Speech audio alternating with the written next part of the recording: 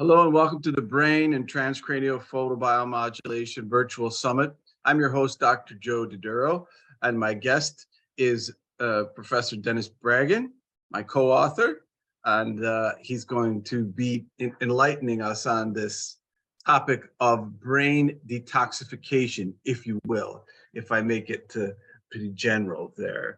Welcome, Denis. Yeah, thank you. Hi, all. And you've been researching this field. You're working with the government contracts a lot with traumatic brain injury. You worked with a mouse model, and your work was really brought to our attention when we started to review the Russian work on photobiomodulation and the brain's glymphatic, or the brain's drainage system, or the brain's waste removal system. How did, kind of tell me your story of how you got connected with studying photobiomodulation or light. Well, when I got to my graduate school, I studied photodynamic therapy. In particular, we studied the effect of photodynamic therapy on the so-called stretch receptor neuron of the crayfish, to see how it might affect surrounding brain tissue in case of photodynamic therapy of brain tumor.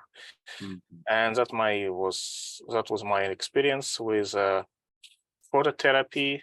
Then I found postdoc in Germany and in the United States, and for a long time I didn't do anything in the way of photobiomodulation or phototherapy, except microscopy, which is also kind of photo related. And then I reconnected with a Russian group in Saratov State University who started studying the photobiomodulation and the meningeal lymphatic and glymphatic systems of the brain, and we are having a fruitful collaboration over this several years, and I'm moving back now towards the photodynamic or photobiomodulation therapy and meningeal lymphatic system. Now, the two things, photodynamic therapy is using light energy to destroy cells. And so it's kind of important for people to know that, whereas photobiomodulation is to enhance some functions of the cell, as we're going to find. And that Russian research was very heavy. It was difficult to go through. And so, my study group and the Proneural Light group contacted you because those guys have more accent than you do and the time change. And so we sort of kind of made sure that this vital new information was made available to other researchers. And that's kind of how we put this together, right? Yes, that's correct. So let's go to the slides and start teaching us. Photobiomodulation therapy in the glymphatic, meningeal lymphatic system, promising applications for improving brain drainage. Yes, thank you for reading the title.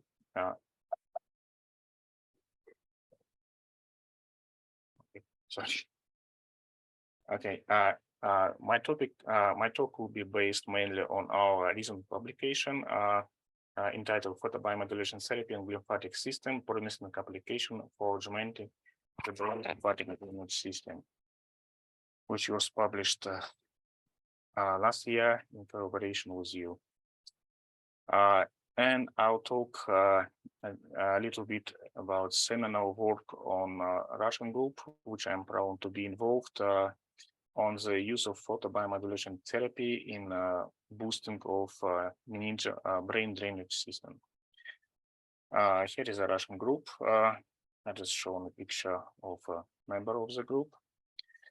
And here is my outline. I'll do some introduction. I'll talk a little bit about brain lymphatic and meningeal lymphatic drainage system. Then I'll talk about photobiomodulation therapy, and followed by conclusion.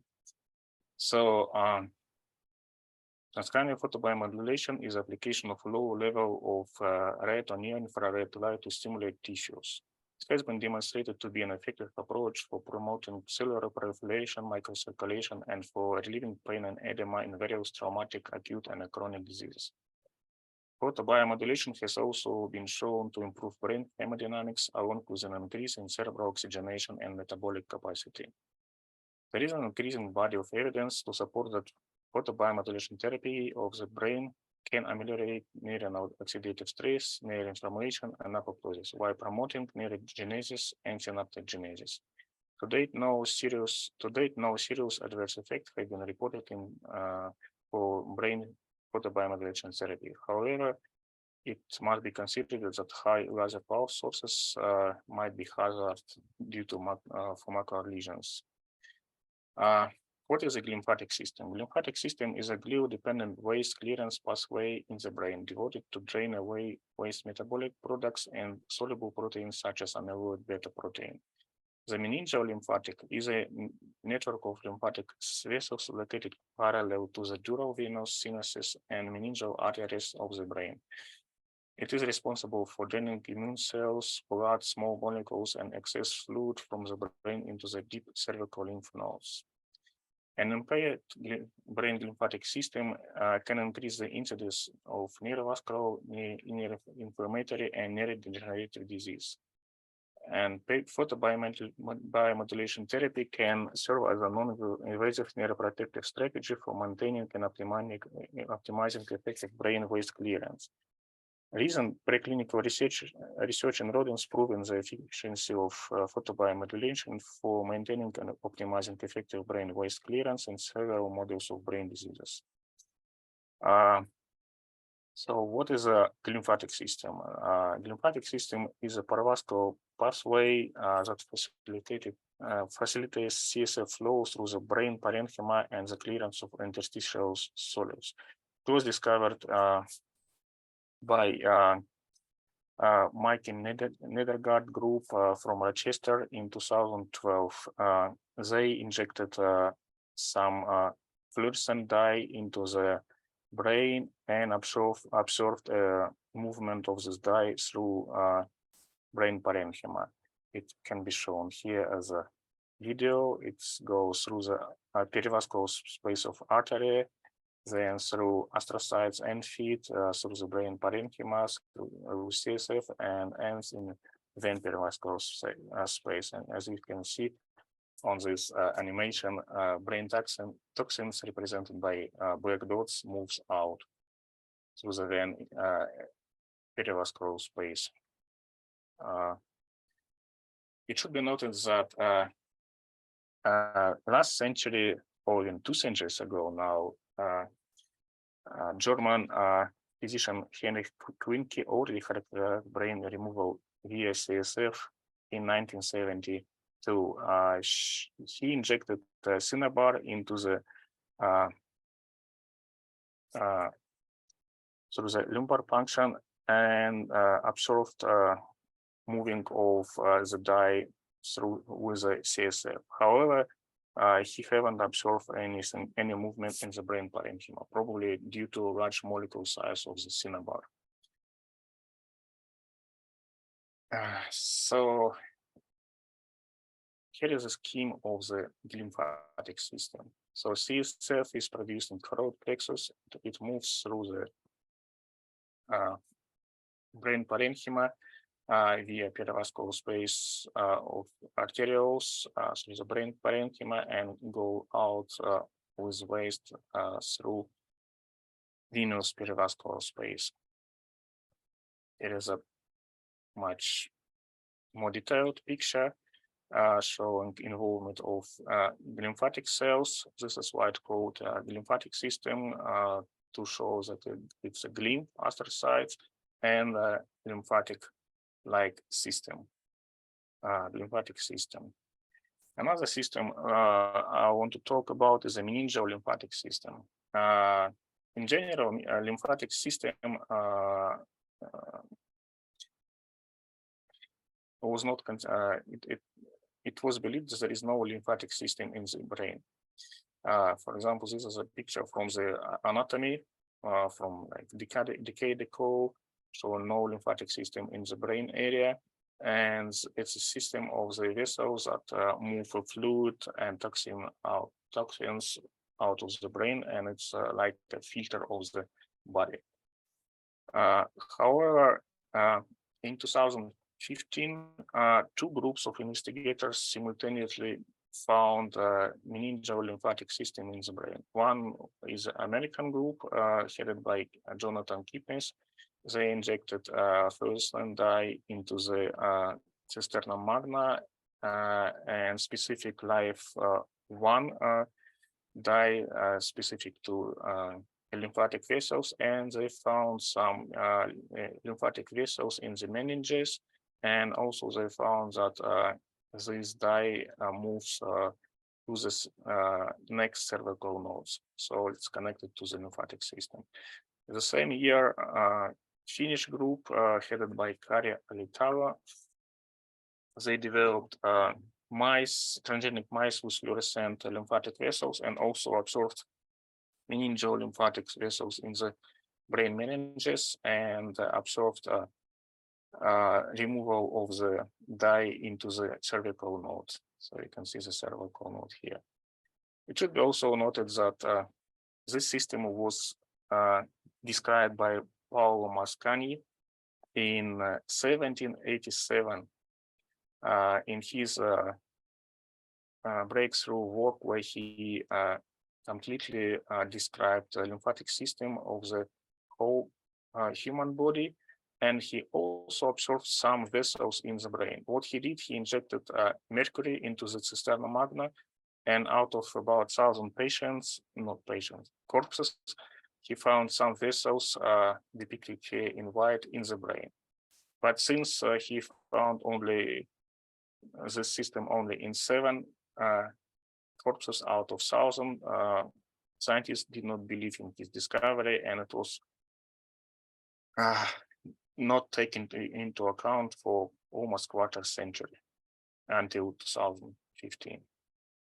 So this is now how it looks like a lymphatic system, including meningeal lymphatic system in the brain. So it should be updated in all anatomy books.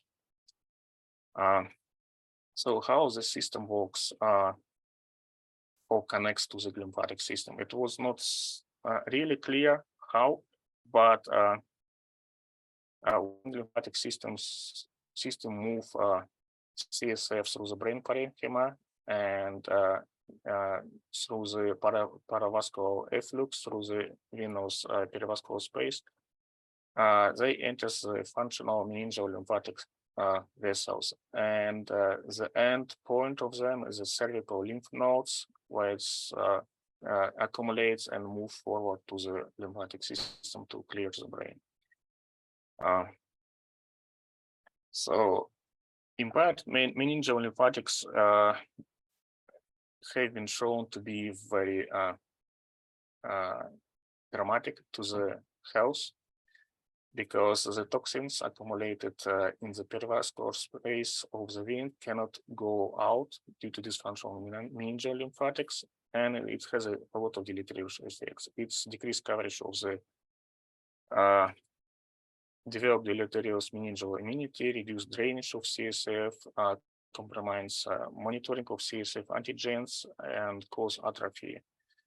And at the end, it causes accelerated immunity decline, accumulation of toxic aggregates like beta amyloid protein, tau protein, synuclein, leading to Alzheimer's disease, Parkinson's disease, and other neurodegenerative disease. It's exacerbates neuroinflammation, and it's worsen outcomes in brain accidents like stroke or traumatic brain injury. Another important part of the brain drainage system is ribiform plate. It's a fenestrated bony plate. Through this plate, the lymphatic vessels drain lymph and CSF to the cervical lymphatic nodes. And you can see on this image how it's CSF flows through the ethmoid bone. So here is summarized as scheme summarizing the current understanding of how all this system works. So choroid plexus producing CSF, brain parenchyma, and the lymphatic system clearing the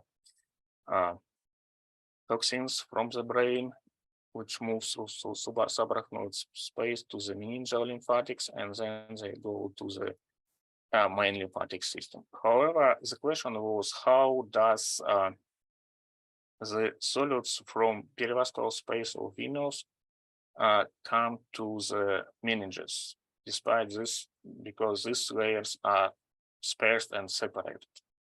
And this year it was discovered a new layer in meninges. It's called mesothelium, and it divides the subarachnoid space into two functional compartments. They found that this meningeal layer, the fourth meningeal layer,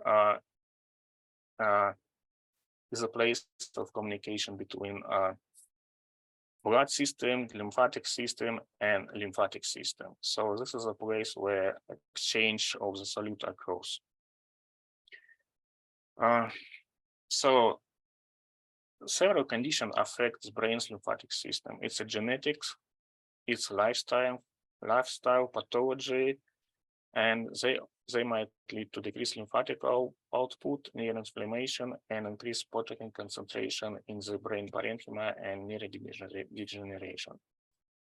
So it's another scheme showing that insufficient brain clearance causes accumulation of waste and toxins, and leading to sleep disturbances, stress, hypertension, high level of alcohol are the factors that affect this system. This brain drainage system moves by several, it's believed that they move by several physiological processes. By cardiac cells, when blood pumps by heart, it causes pulsatility in the vessels and moves CSF flow in perivascular space. It's a respiration by the same way. It's a neuronal activity, because the more active or less active the neurons, they change the perivascular space and the vasodynamics. And another important thing is that this system mainly works or more active during the sleep.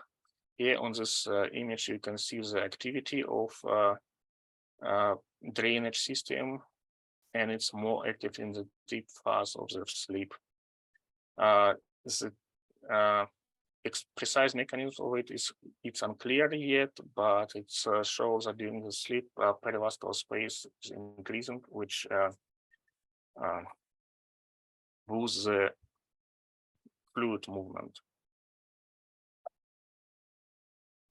Okay, and here is just a representative MRI images showing existence of this system in the humans. So you can see on this MRI image the lymphatic vessels, and on this video you can see the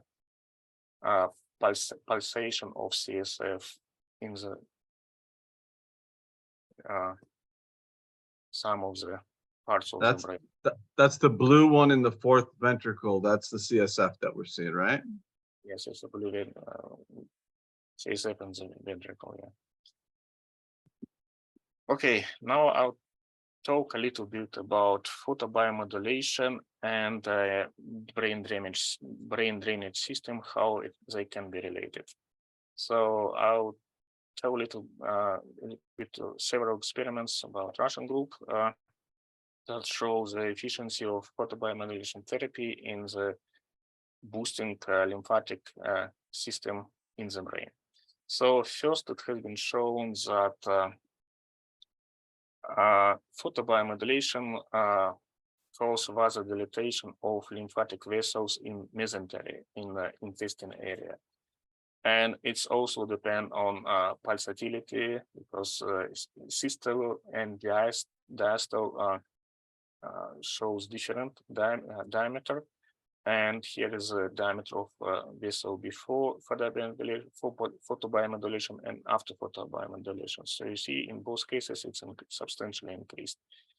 The reason for that increase in the diameter was unclear, and it was discovered later on. So after that, it has been shown that photobiomodulation also increase meningeal lymphatic drainage in the brain. So here in this experiment, the fluorescent dye was injected into the brain parenchyma. And after photobiomodulation therapy, in the group with animals with photobiomodulation therapy, the clearance of the fluorescent dye was much faster than in untreated animals, and this dye moved to the cervical node in the neck.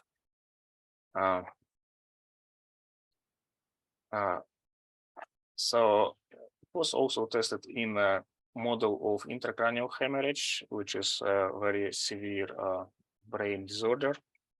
So the blood was injected into the brain, and after several photobiomodulation sessions, it was tested for the clearance. And you see that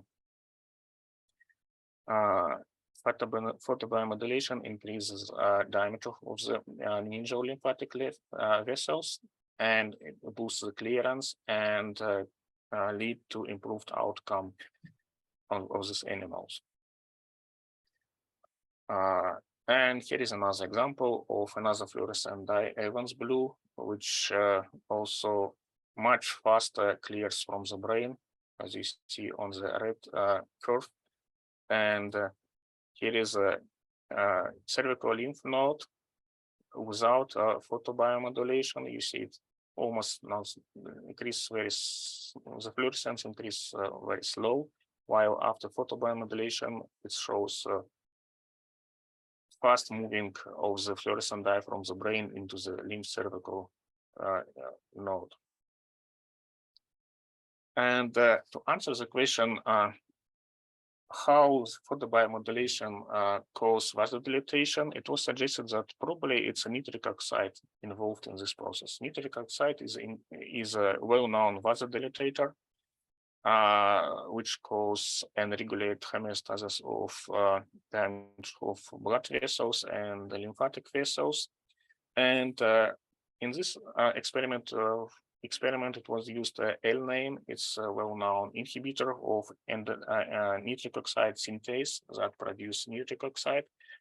And indeed, it shows that in the case of inhibition of producing of nitric oxide, there is no effect of photobiomodulation. As you see here, the diameter was not changed, as opposed to where photobiomodulation was used for intact mice without inhibitor. So at least now we can say that photobiomodulation moves boost meningeal lymphatics via nitric oxide dependent mechanism. In another experiment, it was shown that photobiomodulation increase beta amyloid clearance from the brain of the mice in Alzheimer's disease model, and especially it works much better during the sleep. So, for example, here is a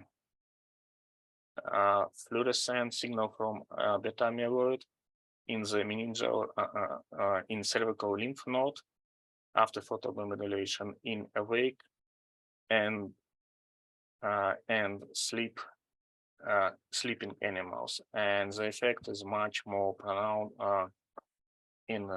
during the sleep, which is logical because it has been shown that brain drainage system works mainly during the sleep.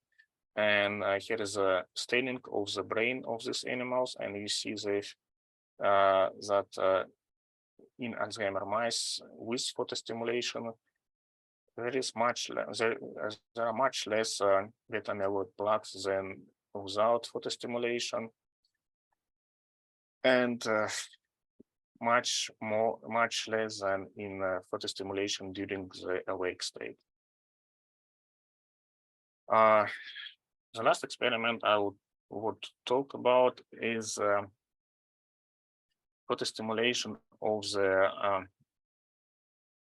ethmoid bone, and it's shown that we can not only increase the clearance from the brain, but we also can move some drug into the brain through the system. In this case, there was used mice with a glioblastoma, and the liposomes was sprayed into the nose, and photobiomodulation boosts the transportation of these liposomes into the brain, which might be a very interesting new approach for drug delivery. You see how much it boosts the delivery of the liposome into the glioblastoma through the meningeal lymphatic vessels when they are sprayed into the tubiform plate area. So all these experiments show that photobiomodulation therapy can be used for the boosting brain drainage system, and it can be also used not only through the brain, but it can be used to the other areas like through the nostrils, through the it can be used through the eyes or through the ears to boost the use of lymphatic system.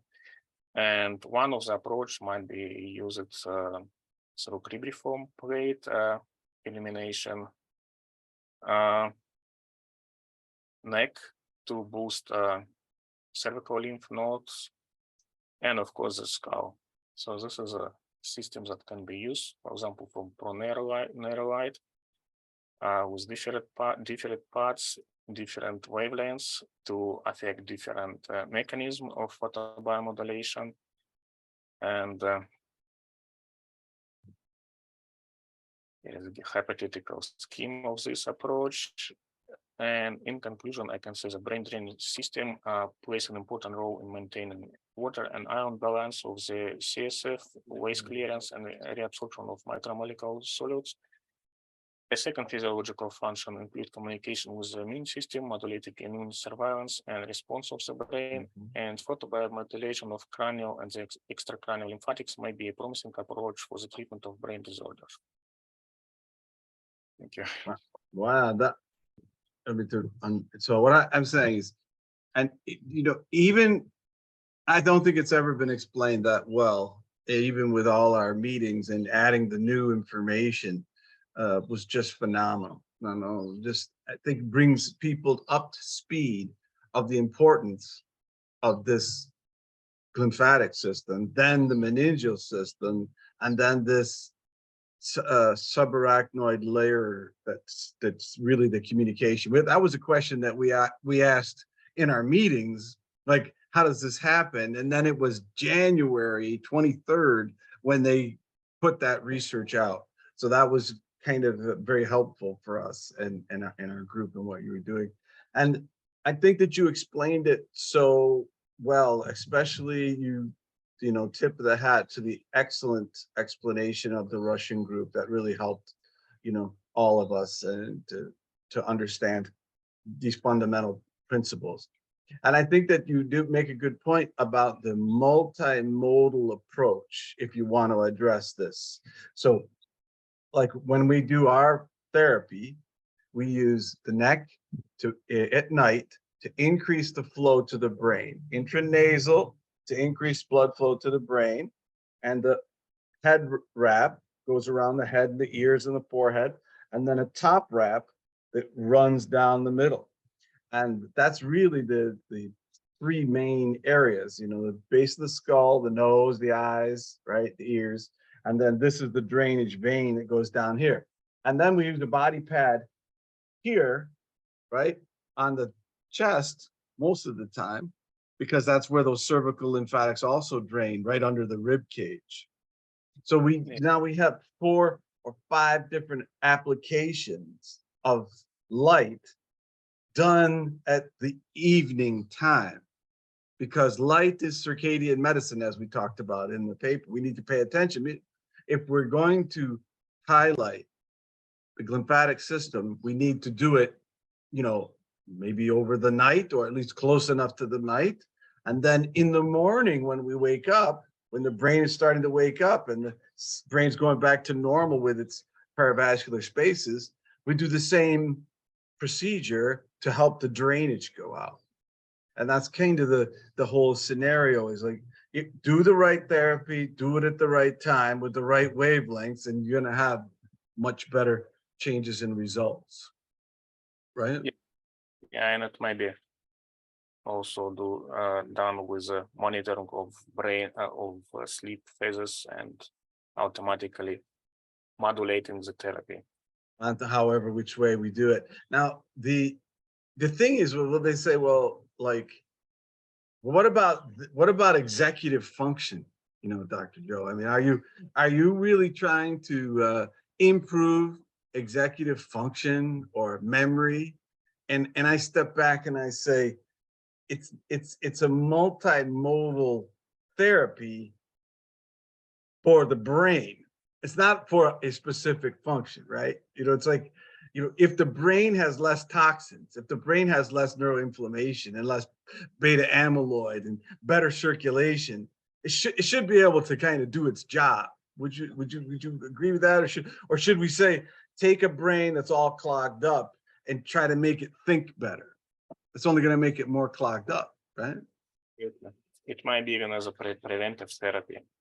I think that when we break it down and we say that probably the brain's detox system, and we also have to point out that the immune system is really active in that period. So people would, say you had long COVID, you have a neuroinflammation, let's just say, and you go to the doctor at 12 noon and you do the light, or you do it at midnight at your house, basically, it's going to have 2 different effects. That's the first thing to understand.